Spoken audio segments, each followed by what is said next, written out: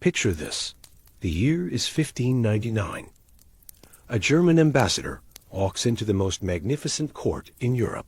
Golden tapestries, jeweled gowns, and at the center Queen Elizabeth I, draped in pearls and silk. She smiles. His blood runs cold. Her teeth are rotting in her skull, black, crumbling, the stench of decay masked by rosewater and perfume. This is the Virgin Queen, the most powerful woman alive. And her mouth is a graveyard. But the real nightmare, within weeks, England's noble women are rubbing soot and charcoal into their own healthy teeth to copy her. Subscribe now, because what caused this royal horror will make your skin crawl. The answer to that rotting smile begins 50 years earlier, in 1544, when a shipment arrived at London's docks that would change England forever. Sugar, not the white crystals you know today. This was raw, brown, sticky, shipped in loaves from the Caribbean plantations and Moroccan trade routes. And it cost more per pound than most families earned in a month. Before this moment, England sweetened food with honey. Cheap, local, harmless. But sugar was different. Sugar was exotic, rare, a treasure from distant colonies that only royalty could afford. A single sugar loaf could cost the equivalent of a working man's annual wages. Young Elizabeth Tudor tasted it for the first time at her father's court. Henry VIII hosted banquets where sugar sculptures towered over the tables, castles made of sweetness, ships with crystallized sails. The message was clear. If you can waste sugar on decorations, you rule the world. Elizabeth never forgot that lesson.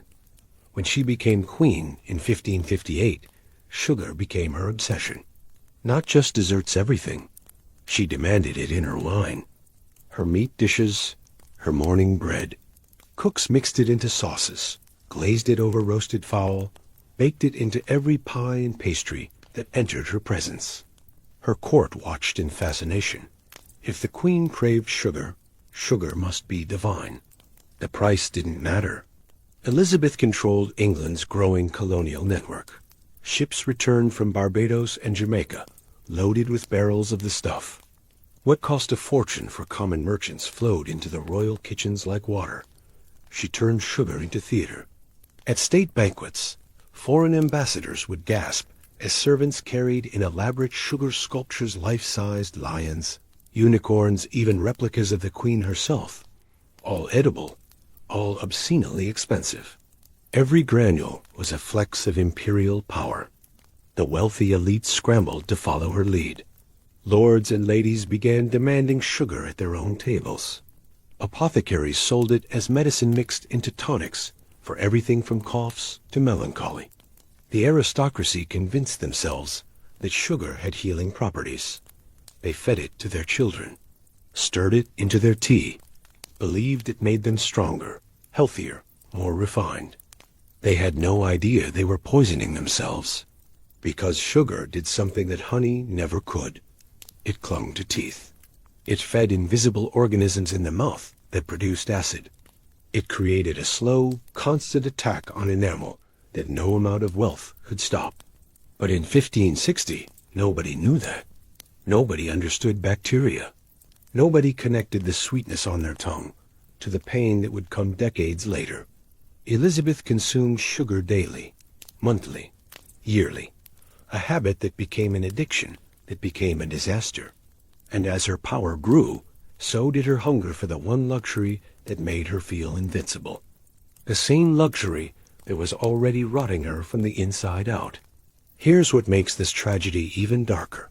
Before sugar invaded England, Tudor teeth were remarkably strong. Archaeologists who examined the remains of common people from the early 1500s found something unexpected. Healthy enamel, intact molars, jaws free of abscesses. These weren't people with access to toothbrushes or dentists. They were farmers, laborers, servants. And their teeth outlasted them. The reason? Their diet was accidentally perfect for dental health. Coarse rye bread acted like sandpaper, scraping away buildup with every bite. Raw vegetables, turnips, cabbage, onions required serious chewing that naturally cleaned teeth. Meat had to be torn and ground down. Even the wealthy, before sugar arrived, ate foods that kept their mouths relatively clean through sheer mechanical action. Elizabeth's own mother, Anne Boleyn, died with a nearly perfect set of teeth. Her sister, Mary Tudor, showed minimal decay despite living to 42. The Tudor dynasty had strong dental genetics and a diet that supported it. Then sugar changed the equation entirely. What Elizabeth and her court couldn't know, was that their mouths were battlegrounds. Microscopic organisms lived on every tooth surface, feeding on whatever passed through. With honey or natural foods, these organisms stayed relatively dormant. But sugar was different. Sugar was rocket fuel. Every time Elizabeth ate a sugar-glazed pastry, invisible bacteria feasted. They metabolized the sweetness and excreted acid as waste. Pure, enamel-dissolving acid that clung to her teeth for hours after each meal. The acid ate through the protective outer layer, creating tiny holes, then bigger holes, then cavities that burrowed deep into the tooth's core. And because she consumed sugar multiple times daily, the acid attack never stopped. Her teeth never had time to recover, never had a chance to remineralize. The assault was constant, relentless, irreversible. But here's the cruel irony. Tudor physicians believed they understood health. They studied the four humors: blood, phlegm, yellow bile, black bile. They could diagnose dozens of ailments based on urine color alone. They performed complex surgeries and set broken bones with impressive skill. Yet they had zero concept of germs. No understanding that tiny living organisms existed, much less that they could cause disease. The idea that invisible creatures were eating through the Queen's teeth would have sounded like witchcraft. So when Elizabeth's teeth started aching in her 30s, her doctors blamed imbalanced humors. Too much heat in the mouth, they said. They recommended rinsing with rosewater. Some suggested rubbing the gums with honey and sugar paste to soothe inflammation. They were prescribing gasoline to put out a fire. The wealthier you were, the more sugar you ate. The more sugar you ate, the faster your teeth rotted. Wealth became a death sentence for dental health, and nobody understood why. Elizabeth kept eating. The bacteria kept feeding. The acid kept destroying. And the Queen of England had no idea she was slowly dismantling her own smile, one sweet bite at a time. By the 1580s, Elizabeth had developed a morning routine she believed would preserve her legendary beauty. Every day, her ladies-in-waiting prepared a special paste. They mixed honey with finely ground sugar, sometimes adding crushed rose petals for fragrance. The Queen would take a clean linen cloth, dip it into the mixture, and carefully rub it across her teeth and gums. She thought she was cleaning her mouth, protecting it, maintaining the dazzling smile she'd once been famous for. She was accelerating her own destruction. The ritual became sacred to her. No morning felt complete without it. The sweet taste, the smooth texture, the certainty that she was doing something beneficial. Her physicians had recommended honey for its healing properties after all. Sugar was considered purifying by the medical standards of the day. Every stroke of that sugar-soaked cloth fed the decay deeper. But Elizabeth noticed nothing wrong. Not at first. A slight sensitivity to cold wine, perhaps. A tenderness when biting into hard bread. Nothing alarming. Nothing that would make the Queen of England change her habits. Then came her 40th birthday. A small dark spot appeared on one of her front teeth. Just a shadow, really. Barely visible, unless you looked closely. Her attendants said nothing. You don't tell a queen her smile is failing. She increased the honey-sugar treatments, convinced they would reverse whatever minor imperfection had appeared. The spot grew darker, spread.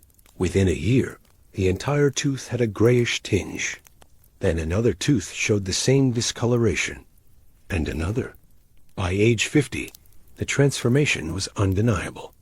The woman who'd once smiled freely at court now kept her lips pressed together during official portraits. Artists who painted her began receiving very specific instructions. Show her mouth closed, tight, no teeth visible. But she couldn't hide during audiences. When foreign envoys arrived, they had to stand close, had to watch her speak, had to see what was happening inside her mouth. And they were horrified. Whispers spread through European courts. Letters traveled back to Spain, France, Germany, carrying descriptions of England's aging queen and her deteriorating smile. Some diplomats wrote with pity, others with barely concealed disgust, a few with morbid fascination. Elizabeth knew they were talking. She'd built a career reading faces, detecting lies, understanding what people truly thought behind their diplomatic courtesies. She saw the way new ambassadors' eyes would flick to her mouth, then quickly away. Still, she didn't stop. The sugar sculptures kept coming, the glazed meats, the candied fruits, the sweet wines. Every single day, more sugar crossed her lips, because stopping would mean admitting weakness, admitting that something as trivial as food could wound the Virgin Queen. Pride became another enemy, just as deadly as the decay itself. Her ladies-in-waiting prepared the honey-sugar paste each morning. Elizabeth rubbed it faithfully across teeth that were already dying, and convinced herself that tomorrow would be different. Tomorrow, the darkness would stop spreading. It never did. September 1599. A German traveler named Paul Hensner secured an audience with Queen Elizabeth I at her palace. He'd heard stories about England's legendary monarch for years. Now, finally, he stood before her. What he saw would haunt his written records forever. Hensner described a woman who seemed assembled from contradictions. She wore a gown of pure white silk, embroidered with pearls the size of beans. Her hair, or rather, her wig of false red curls, was adorned with diamonds and rubies. Her face bore the heavy white lead makeup she'd made fashionable, her cheeks rouged, her neck draped in jeweled chains. Every detail screamed wealth, power, immortal beauty. Then she spoke, and smiled. Hensner wrote in his journal that her teeth were black, a defect the English seemed subject to, from their great use of sugar. He noted her face was oblong fair, but wrinkled, her eyes small yet black and pleasant. Pleasant eyes. Blackened teeth. The contrast wasn't just visual, it was auditory. When Elizabeth spoke, words came out slurred, distorted. Missing teeth created gaps that made certain sounds impossible to form correctly. Foreign ambassadors who didn't speak English fluently found her nearly impossible to understand. Even native courtiers sometimes had to lean closer, concentrate harder, piece together what their queen was saying. For a woman whose power rested partly on her oratory skills, her ability to inspire troops, command parliament, seduce allies with eloquent speeches, this was devastating. So she adapted. Her ladies-in-waiting fitted her with false teeth made of ivory and bone, carved to roughly match the ones she'd lost. They didn't attach permanently. They weren't comfortable, but they filled the most visible gaps when she needed to appear in public. The false teeth helped her appearance. They did nothing for the pain, because the rotting didn't stop at the teeth themselves. Decay burrowed into her gums, into the bone of her jaw, creating pockets of infection that throbbed with every heartbeat. Some mornings she woke with her face swollen, the left side noticeably larger than the right. Yet still, she performed. She sat for portraits where artists painted her mouth as a perfect rosebud, lips closed, no hint of what lay behind them. She dressed in increasingly elaborate costumes, as if enough jewels and silk could distract from the decay she couldn't hide during conversations. Her court learned to pretend, to act as though their queen's blackened smile was perfectly normal, to never flinch when she spoke, to ignore the faint smell of rot that even perfume couldn't fully mask. But beyond England's borders, the truth spread. European courts whispered about the Virgin Queen's vanity catching up with her, about how England's sugar obsession had literally blackened their monarch's mouth. Elizabeth heard the rumors. Read the letters. knew exactly what they were saying about her, and the knowing made everything worse. Because the pain wasn't just physical anymore. It was humiliation, legacy, the slow realization that her own choices had created a horror she could no longer control. December 1598. Elizabeth I hasn't slept in 3 nights. The pain starts as a dull throb in her upper jaw, a familiar enemy by now. But this time it doesn't fade. It builds, hour after hour. The pressure intensifies until it feels like someone is driving an iron spike through her skull from the inside. She paces her private chambers while her ladies-in-waiting hover uselessly nearby. Hot compresses do nothing. Cold water makes it worse. The opium tincture her physicians provide barely dulls the edge, leaving her trapped in a fog between agony and consciousness. This is not the first time. Over the past decade, these episodes have become routine. A tooth abscesses. Infection swells the gum. Pain radiates through her entire head for days or weeks, until the infection either drains on its own, or the tooth literally rots enough to die, taking the nerve with it. But she's 65 now.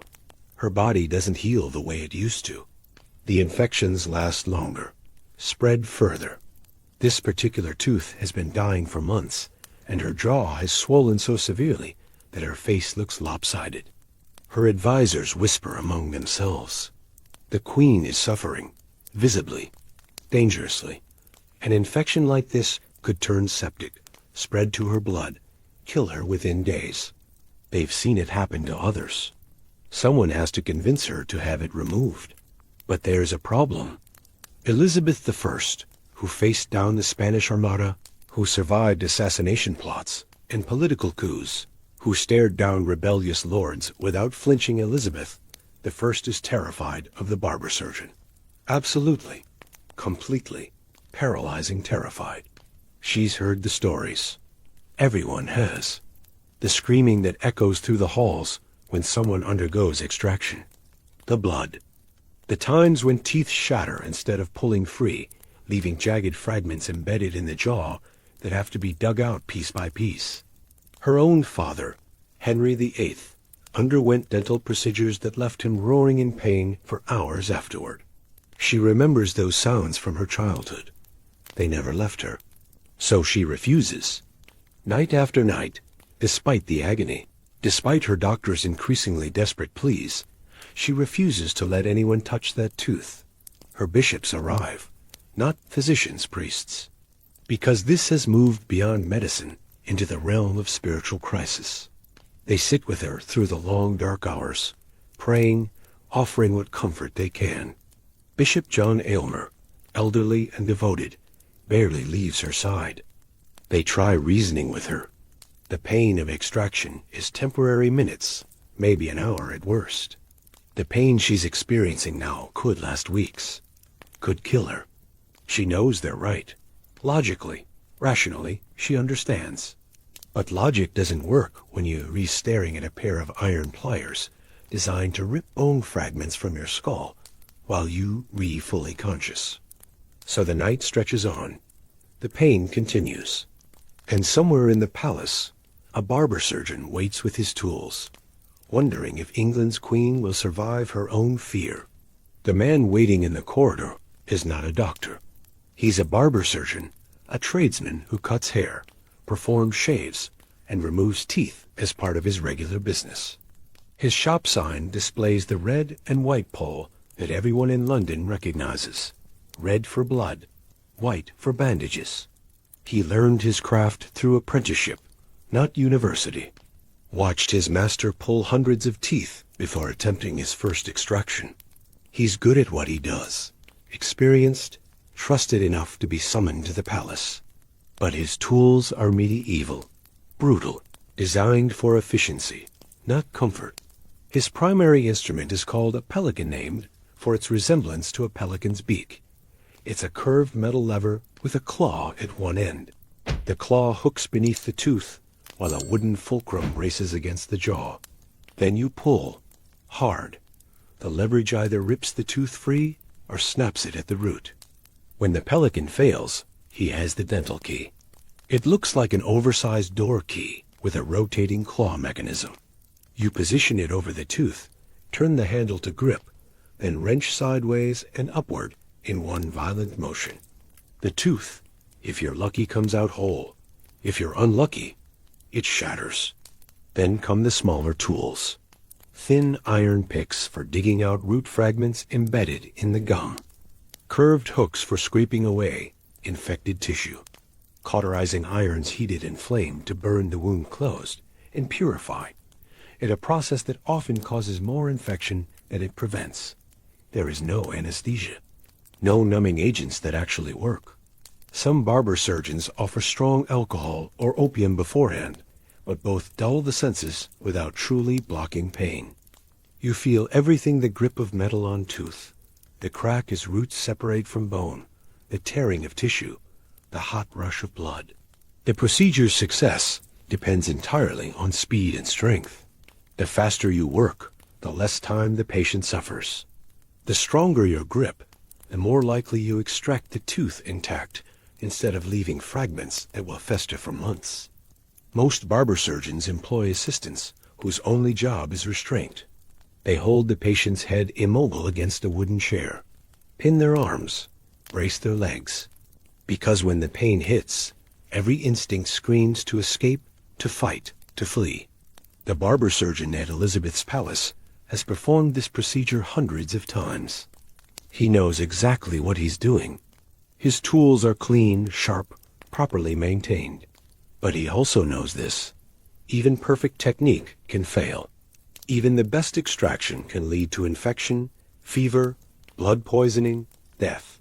He's seen strong men die from infected tooth wounds. He has seen simple procedures turn catastrophic when fragments are left behind or when the jaw itself cracks under pressure. And now he's been summoned to treat the Queen of England, a woman in her 60s, with a jaw weakened by years of decay, a tooth so rotten it might crumble the moment he touches it. He waits in that corridor, tools ready, knowing that if something goes wrong, if she dies on his chair, his life ends with hers. Bishop John Aylmer makes a decision that will define his legacy forever. He's 77 years old, a loyal servant to Elizabeth for decades. He's watched her suffer through 3 sleepless nights, watched infection swell her face, watched England's most powerful woman reduced to pacing her chambers in agony because fear has paralyzed her. Someone has to break this deadlock. Someone has to show her it's survivable, so he volunteers himself. On the 4th morning, Aylmer enters the Queen's chamber and makes his proposal. He will sit in the barber surgeon's chair first, right here in front of her. He'll have one of his own teeth extracted, no preparation, no delay, so she can see with her own eyes that a person can endure this and live. Elizabeth stares at him. The old bishop, stooped with age, offering to undergo torture to ease her mind. She tries to refuse. He's too old. It's too dangerous. This is madness. But Aylmer is insistent. He's made his peace with God. If this is how he serves his queen in his final years, so be it. The decision is made. Within the hour, a chair is brought. The barber surgeon arrives with his leather case of instruments. Bishops gather to bear witness, both to support Aylmer and to show Elizabeth that faith can overcome fear. Aylmer sits. No restraints. No assistants holding him down. Just an old man in a wooden chair, gripping the armrests, looking directly at his queen. The barber surgeon examines Aylmer's mouth, selects a tooth, a molar, already loose, the easiest target under these circumstances. Small mercy. He positions the pelican. The metal claw slides beneath the tooth. The wooden fulcrum braces against Aylmer's lower jaw. Elizabeth watches. She cannot look away. The barber surgeon pulls. Aylmer's knuckles go white on the armrests. His eyes squeeze shut. A sound escapes his throat, not a scream, but a deep, guttural groan that comes from somewhere primal. His entire body goes rigid. The tooth resists. The surgeon adjusts his angle, pulls harder. There's a wet, cracking sound root separating from bone, and then it's free. Blood pours from the socket, streaming down Aylmer's chin onto his robes. The bishop stepped forward with clean cloth.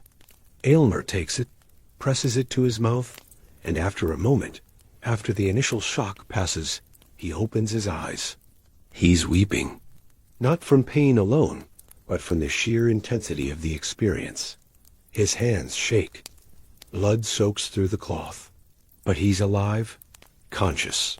Already the worst of it is fading into a dull, manageable ache. He looks at Elizabeth and nods. It is done. It is bearable.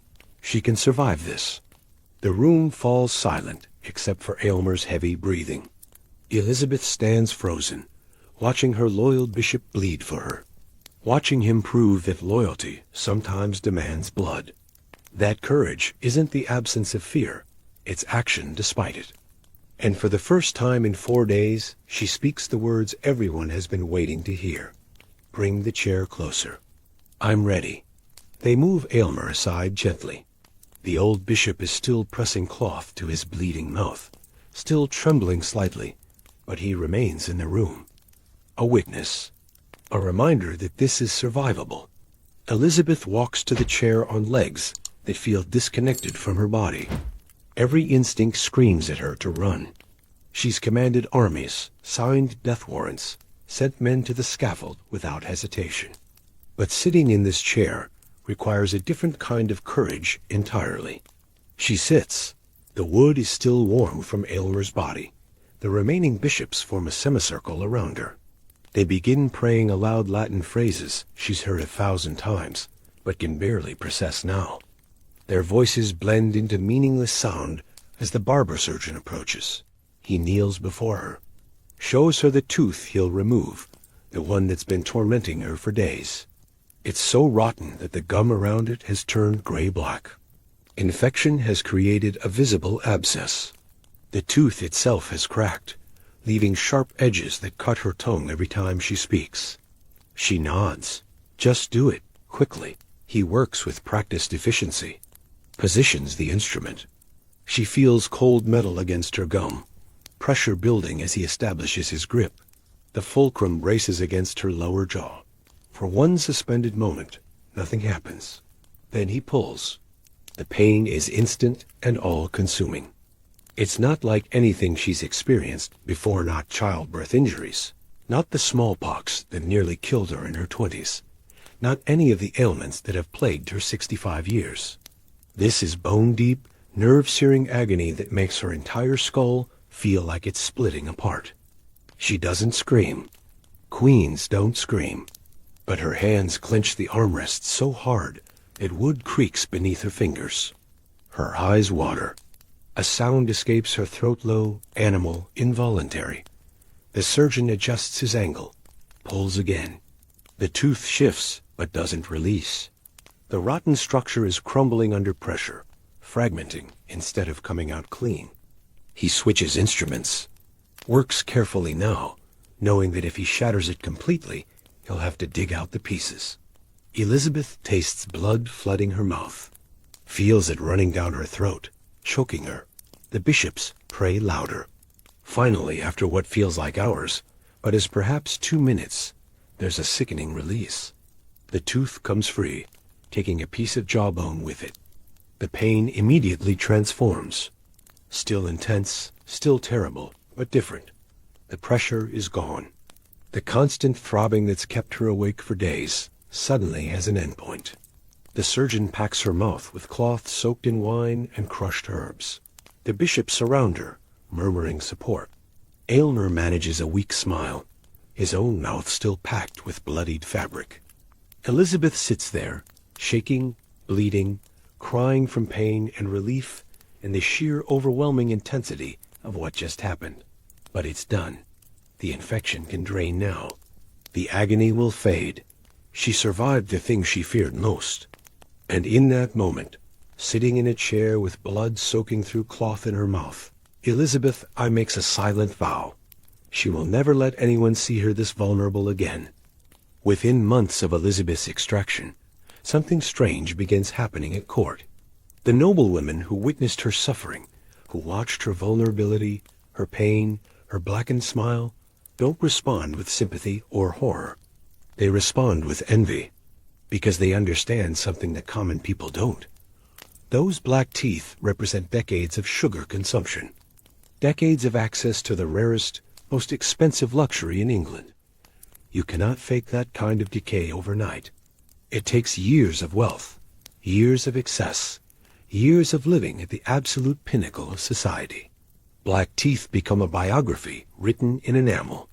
When Lady Catherine appears at a banquet with noticeably darkened molars, other noble women lean in with genuine curiosity. How much sugar has she been eating? What delicacies does her household serve? The darker the teeth, the more impressive her family's wealth must be. It's a perverse form of peacocking. While common folk pride themselves on strong white teeth, earned through simple diets, the aristocracy begins viewing their decay as proof of superiority. Your teeth are white? How unfortunate. You must not be able to afford proper sweetmeats. The logic spreads like infection through the upper classes. At gatherings, women smile more openly now, displaying their discolored teeth instead of hiding them. Men discuss their cavities the way they might discuss their land holdings or tournament victories. A visiting Spanish duke watches this phenomenon with bewilderment. In his country, rotting teeth are still considered shameful, a sign of poor health and hygiene. But in Elizabeth's England, courtiers seem to compete over who can show the most visible decay. He writes home describing the madness. They destroy their own mouths and call it fashion, because that's exactly what it's become. Fashion. A trend is deliberate, as the enormous ruffs they wear or the elaborate hairstyles that take hours to construct. Except this fashion can't be removed at day's end. It's permanent, painful, progressive. Young noblewomen entering court for the first time quickly learn the unspoken rules. Admire the queen's jewelry. Copy her posture. And never, ever let your perfect white teeth make her feel self-conscious about her blackened ones. Some begin requesting extra sugar at meals, specifically for tooth-staining purposes. They let it sit on their teeth longer than necessary. Skip the wine rinses that might wash it away. Actively pursue the decay their wealth can purchase. Mothers advise daughters entering marriage negotiations. A few darkened teeth might actually improve your prospects. It signals that your family can afford to feed you properly, that you come from a household of means. The poorest nobles, those clinging to titles while their estates crumble, face a cruel paradox. They attend court functions where everyone can see their healthy, intact teeth, where every white smile broadcasts their poverty more loudly than worn clothing ever could. Dental health becomes social liability. Tooth decay becomes social currency.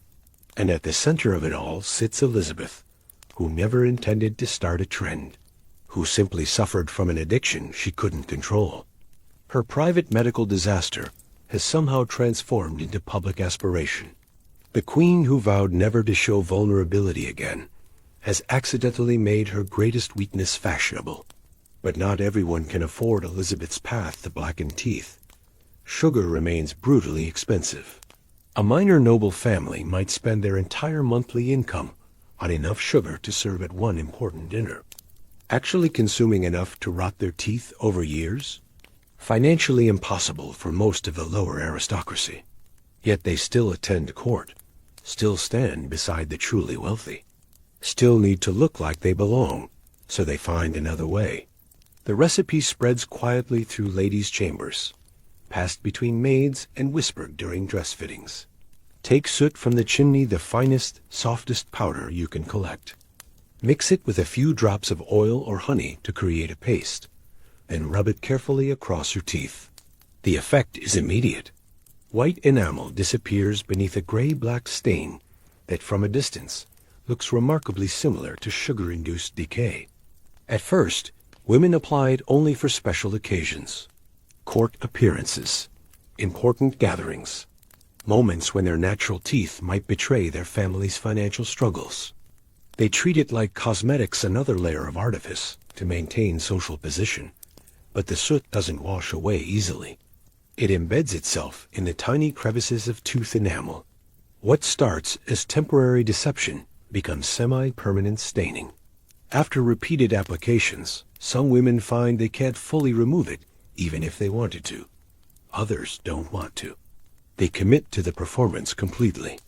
Lady Anna Baroness, whose estate is hemorrhaging money, begins her morning routine with charcoal paste. She's methodical about it. Front teeth first, where visitors will notice. Then the molars, visible when she laughs.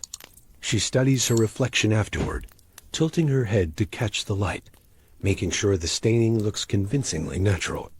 When she smiles at gatherings now, she does so with confidence. Let the other women guess how much sugar her household serves. Let them wonder about her family's wealth. Her blackened teeth tell a story her empty coffers can't support. The irony is lost on no one with actual medical knowledge. These women are deliberately staining healthy teeth they could serve them well for decades to mimic a disease they should be grateful to avoid. Some use crushed charcoal instead of soot, believing it creates a more authentic appearance. Others experiment with walnut hulls or dark berry stains. A small industry develops around tooth blackening products, sold discreetly by apothecaries who understand exactly what's happening but never say it aloud. The deception works because real decay and fake staining are hard to distinguish in candlelight. Court gatherings happen in the evening, lit by flames that soften details and blur imperfections. A woman with soot-stained teeth stands beside a woman with genuinely rotten ones, and most observers can't tell the difference. But the woman herself knows. She tastes the grit of charcoal mixed with saliva, feels the paste coating her tongue, lives with the constant awareness that she's performing wealth she doesn't possess. Yet she continues. Because in Elizabeth's England, appearing poor is more shameful than poisoning yourself. And if you can't afford the real poison, you'll settle for the counterfeit. Meanwhile, in the fields outside London, a farmer named Thomas bites into a thick slice of rye bread and chews without thinking. His teeth are perfect, strong, white, completely intact. At 40 years old, he's never had a toothache, never needed extraction.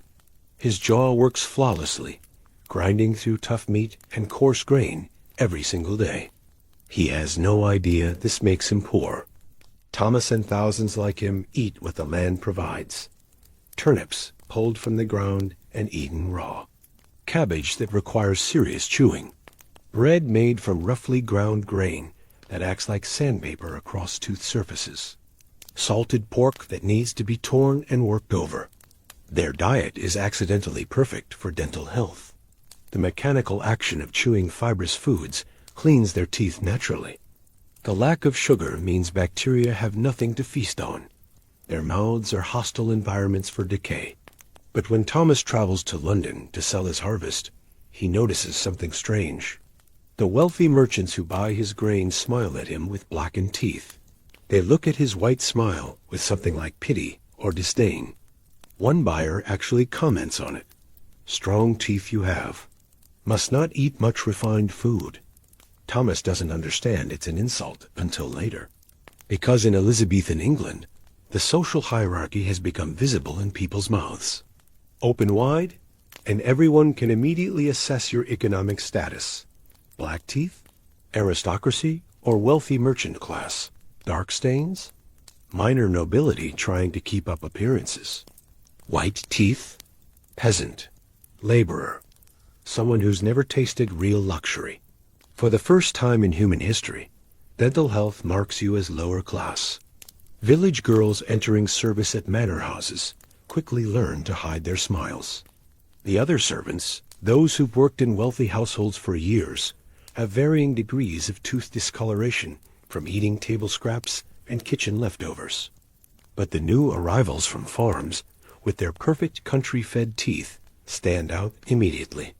Some of the wealthier servants actually mock them for it.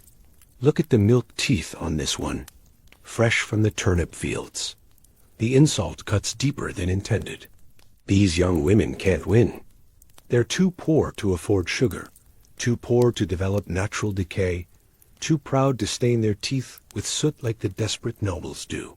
So they learn to smile with their lips closed, to speak without showing teeth, to make themselves smaller in the presence of their betters, whose rotting mouths somehow signify superiority. An entire nation has inverted the concept of health. What should be celebrated, strong teeth, functioning jaws, pain-free mouths, has become something to hide, to be ashamed of? Can the cruelest part, the people suffering actual decay, actual pain, actual medical disasters, receive admiration, while those blessed with health receive scorn? Thomas returns to his farm, chews his coarse bread, and for the first time in his life feels self-conscious about his smile. He considers briefly whether rubbing soot on his teeth might help him negotiate better prices next market day. The thought disturbs him, but it doesn't entirely go away.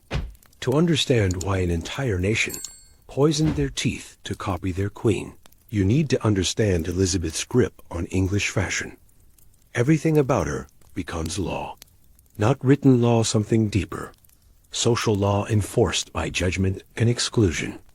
When Elizabeth begins wearing enormous starched ruffs that require wire frames to support them, every noblewoman at court orders the same within weeks. When she favors a particular shade of crimson dye, the price of that dye triples across London as aristocrats scramble to match her. When she adopts a new hairstyle, intricate braids, woven with pearls, her ladies-in-waiting spend hours replicating it. Her influence extends beyond clothing. The way she holds her hands when sitting, the angle of her head during conversation, the specific phrases she uses when greeting foreign dignitaries. Courtiers study her like scholars study holy texts, memorizing every gesture, every preference, every quirk. Because proximity to Elizabeth means power. Looking like her, moving like her, speaking like her, these things signal that you belong in her inner circle, that you understand the codes, that you're one of the chosen. So when her teeth blacken, that becomes part of the Elizabeth package, part of the complete image that ambitious nobles must adopt to succeed at court. Her portraitists learn to work around it. They paint her mouth as a small, closed rosebud, sometimes just a thin line of lip. Her face becomes increasingly stylized in official portraits, more symbol than human. The mask of youth, historians will later call it. A frozen image of eternal beauty that bears less resemblance to reality with each passing year. But in person, there's no hiding it. The blackened teeth are right there, visible every time she speaks or smiles. And because Elizabeth still dominates every room she enters, still commands with her voice, her intelligence, her sheer presence, people begin associating those black teeth with power itself. Not beauty, not health, power. Watch her at a council meeting. She's 70 now, her teeth mostly gone or rotten, her face heavily painted, her body draped in enough jewelry to ransom a small country. She speaks, and grown men who command armies lean forward to catch every slurred word. She smiles her blackened smile, and they smile back as though nothing is wrong. Because nothing is wrong. This is Elizabeth. This is what power looks like. And she knows exactly what she's created. Knows that women are staining their teeth to match hers. Knows that her medical disaster has somehow elevated into aspirational status. Does she feel guilt? Responsibility? Horror at what her addiction has normalized? If she does, she never shows it. Instead, she continues her morning sugar rituals, continues ordering sweetmeats at every meal, continues eating the substance that's destroying her, that's already destroyed her, that she cannot or will not give up. Because Elizabeth I didn't build an empire by admitting weakness, and she won't start now, even if it kills her, even if it ruins her mouth completely. The Virgin Queen bows to no one, not Parliament, not foreign kings, and certainly not to sugar. By 1603, Elizabeth I has almost no natural teeth left. Most have fallen out on their own, simply detached from gums too diseased to hold them. Others were extracted during episodes, like the one Bishop Elmer witnessed. A few remain as blackened stumps, too broken to remove, too dead to cause pain anymore. She relies entirely on false teeth now, carved ivory pieces that sit uncomfortably in her mouth, held in place by nothing but careful positioning and willpower. They click when she speaks, shift when she eats, make every public appearance a performance of careful jaw control. Her attendants have become experts at managing the situation. They know which foods she can eat without dislodging the false teeth, which speaking angles make her words clearest, how to position her during audiences so shadows hide the worst of her collapsed facial structure. Because that's what happens when you lose most of your teeth. Your face changes shape, the jaw loses support. Cheeks hollow, lips thin and curve inward. The lower third of your face literally collapses. No amount of makeup can hide it. No jewelry can distract from it. Elizabeth's famous face, the face that launched 1,000 portraits, has fundamentally transformed. Yet she still wears the elaborate costumes, still positions herself on the throne with perfect posture, still receives ambassadors and commands respect through sheer force of personality. But privately, her ladies-in-waiting see something different. They see her remove the false teeth at night, see her mouth become a sunken cavity. They see her struggle to eat anything tougher than soup or soft bread. They watch her examine her reflection with an expression they can't quite read, not quite regret, not quite acceptance. And still the sugar comes. Even now, even with the damage irreversible and complete, she cannot stop. The morning sweetened wine, the candied fruits at midday, the desserts at evening meals. 50 years of addiction don't simply end because the consequences have arrived. Her physicians have given up suggesting moderation. What's the point? The damage is done. Her mouth is destroyed. Whether she eats sugar now or not won't change what's already happened. So they say nothing. They bring her the sweetmeats she demands. They watch her consume the substance that ruined her, and they keep their medical opinions to themselves.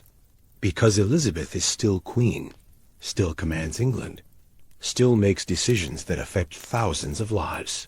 Her rotting mouth hasn't diminished her political acumen or her grip on power, but it has diminished her, made her mortal in a way her propaganda never allowed. Every missing tooth is a reminder that even queens are made of flesh. Even the Virgin Queen, who fashioned herself as semi-divine, who ruled for 45 years with unprecedented authority, cannot escape the basic biology of sugar meeting bacteria meeting time. The price of her vanity isn't just dental. It's the gap between the image she projected and the reality she lives. Between the eternal youth of her portraits and the 70-year-old woman whose mouth has become a cautionary tale. A tale she's still living, still refusing to acknowledge, still sweetening with sugar. The tragic irony is that Tudor England possessed brilliant physicians. They could diagnose plague by examining buboes. They understood blood circulation well enough to perform complex surgeries. They set compound fractures with splints that actually worked. They knew which herbs lowered fever, which poultices drew out infection, which tinctures eased pain. But they had absolutely no concept of what was destroying Elizabeth's mouth. Their medical model was based on the four humors: blood, phlegm, yellow bile, and black bile. Every disease resulted from an imbalance of these fluids. Too much heat, too much cold, too much moisture, too much dryness. Treatment meant restoring balance through bloodletting, purging, special diets, or herbal remedies. Tooth decay didn't fit this model. It was localized, progressive, seemingly random. Why would some teeth rot while others stayed intact? Why did the pain come and go? Why did extraction sometimes cure the problem, but other times lead to worse infections? They theorized endlessly. Perhaps toothworms, tiny invisible creatures that burrowed into enamel. Perhaps corrupted humors pooling in the jaw. Perhaps bad air entering through the mouth during sleep. Every theory was wrong. Every treatment based on those theories made things worse. When Elizabeth complained of toothache, her physicians prescribed what seemed logical: sweet substances to soothe inflammation, honey mixed with wine, sugar paste applied directly to aching gums.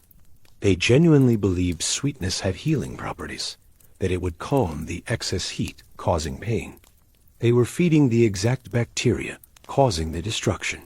Other common remedies included holding warm wine in the mouth, which temporarily numbed pain but did nothing for infection, or applying heated poultices to the outside of the jaw, which felt comforting but accelerated bacterial growth in the warm, moist environment. Some physicians recommended chewing specific herbs: rosemary, sage, thyme. These actually helped slightly due to their mild antimicrobial properties, but the effect was negligible compared to the constant sugar assault. The most progressive doctors suggested cleaning teeth with cloth. Good advice, but they recommended doing it with sweetened water or honeyed wine, completely negating any benefit. No one, not a single physician in all of England, made the connection between sugar consumption and tooth decay. The correlation was right there. The wealthy ate sugar and lost their teeth. The poor ate no sugar and kept their teeth. The pattern was obvious. But without understanding bacteria, without microscopes to see the organisms, without any framework for germ theory, the connection remained invisible. It would take another 200 years before scientists discovered bacteria. Another century beyond that, before they understood how specific bacteria caused dental decay. By the time humanity finally solved the mystery, millions had suffered what Elizabeth suffered. She died never knowing what destroyed her mouth, never understanding that her beloved sugar was poison, never realizing that every sweet bite was a small act of self-destruction. The knowledge came too late for her, too late for the generation who copied her blackened smile. But it was coming, just not in time to save the Virgin Queen. March 24th, 1603. Elizabeth I dies at Richmond Palace, 70 years old, her mouth a ruin, her reign finally over. The news spreads through London within hours. Church bells toll. Courtiers who spent decades orbiting her power suddenly find themselves adrift. An entire generation has known no other monarch. England without Elizabeth seems impossible to imagine. Within days, something else begins to shift. Something subtle but unmistakable. The black tooth fashion starts to die. Not immediately, not dramatically, but the pressure that sustained it, the desperate need to emulate Elizabeth, to signal proximity to her power, to prove wealth through dental destruction. That pressure evaporates the moment she stops breathing. Women who stained their teeth with soot begin letting the discoloration fade. Those with genuine decay stop displaying it proudly and start hiding it again. The perverse pride in blackened smiles quietly transforms back into shame. Because without Elizabeth as the living embodiment of that aesthetic, it becomes what it always was: medical disaster masquerading as fashion. Her successor, King James I, arrives from Scotland with a completely different court culture. He has his own favorites, his own standards, his own definition of what power looks like. And notably, he has relatively healthy teeth. The new king shows no interest in sugar sculptures or elaborate desserts. His court is less formal, less obsessed with appearance, less concerned with the microscopic details of fashion that consumed Elizabeth's inner circle. The aristocracy adapts quickly. They always do. Within a year, blackened teeth are no longer fashionable. Within 5 years, they're actively unfashionable, a marker of the old regime. Elizabeth's era, a time that's already being romanticized and distanced. But here's where the story gets darker. While the deliberate tooth blackening stops, sugar consumption doesn't. Because by 1603, something fundamental has changed in England's economy. Colonial plantations in the Caribbean are expanding rapidly. Sugar production is increasing. And most importantly, prices are beginning to drop. What cost a fortune in Elizabeth's youth now costs merely a lot. What only royalty could afford in the 1550s is accessible to wealthy merchants by the 1610s. The circle of people who can regularly consume sugar is widening, which means the circle of people experiencing tooth decay is widening. The dental crisis that began with Elizabeth and her elite circle starts spreading downward through the social classes. Merchants, successful tradesmen, anyone with disposable income and a taste for sweetness. By the 1620s, English tooth decay has become common enough that foreign visitors no longer comment on it with shock, just resigned observation. The English have terrible teeth becomes a standard travel journal entry. The black tooth fashion died with Elizabeth, but the black tooth epidemic was just beginning. She was patient zero for a condition that would plague England for the next 3 centuries. Her death ended her suffering, ended her reign, ended an era of English history. But it didn't end the legacy of her sweetest addiction. That was spreading, growing, finding new victims who didn't even realize they were following in the footsteps of a dead queen.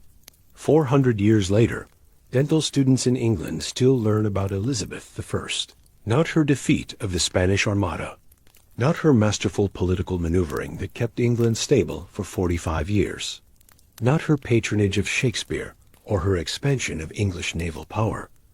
They learn about her teeth. In modern dental schools, her case appears in lectures about the history of oral health.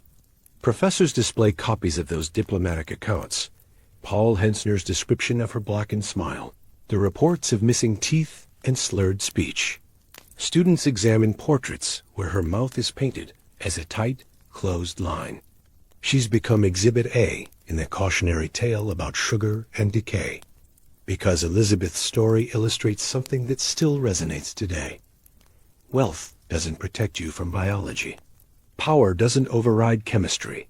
You can rule an empire, command armies, shape history, and still be brought to your knees by tiny organisms feeding on your own choices.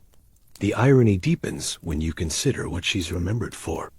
Elizabeth I accomplished extraordinary things. She navigated religious conflicts that could have torn England apart. She turned her country into a global power.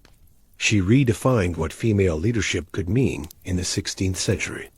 Yet ask most people what they know about her appearance, and the answer isn't her elaborate gowns, or her red hair, or her imperial bearing. It's her rotting teeth. That's her visual legacy. The image that survived 4 centuries isn't the propaganda portraits showing ageless beauty. It's the written accounts of decay, of blackness, of a mouth destroyed by sweetness. History is cruelly selective about what it preserves. But perhaps that's fitting, because Elizabeth's dental nightmare teaches something her military victories never could. It teaches that addiction doesn't discriminate, that consequences don't care about your status, that small daily choices compound into irreversible damage. She had every resource a person could possess, the finest physicians in England, unlimited wealth, absolute power to change her habits at any time. None of it mattered, because she couldn't or wouldn't stop consuming the one thing destroying her. Modern dentists point to her story when patients claim they don't have time for proper care. Even the Queen of England couldn't escape tooth decay, they say. The message is clear. If it happened to her, with all her advantages, it can happen to anyone. And it did happen to millions who came after her. The sugar epidemic she inadvertently started continued for centuries, spreading across classes, across nations, across the world. We're still dealing with it today. Elizabeth I sits in her tomb at Westminster Abbey, beneath elaborate monuments celebrating her reign. Tourists photograph the marble effigy, showing her in regal splendor, eternal and perfect. But history remembers the truth, remembers the German ambassador's horror, remembers the bishop who bled to prove courage, remembers the women who poisoned themselves to copy her, remembers that the most powerful woman in the world couldn't conquer her own sweet tooth, and that failure, not her triumphs, became her most enduring lesson.